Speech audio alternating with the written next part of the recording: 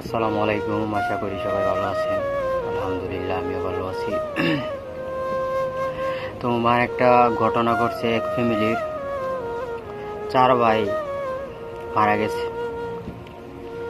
ইন্না লিল্লাহি ওয়া ইন্না ইলাইহি রাজিউন। এক ফ্যামিলির 4 ভাই ওমান থাকতো। তো ওই ফ্যামিলিটার যে আজকে কী অবস্থা, ওই ফ্যামিলিটা যেন ধৈর্য শক্তি দান করে, ওই তো ফিকি দান করে, আল্লাহ যেন ধৈর্য শক্তি দেয়। এইটাই মানুষের বিপদ, হায়াত মত সব কিছুই আল্লাহর হাতে। বিপদ আসে বালা কই আসে না। তো আজকে ফেসবুকে ঢুকে দেখলাম এই অবস্থা। এক ফ্যামিলির 4 ভাই একবারে শেষ। তো এটাই মানুষের জীবন, বুঝছেন।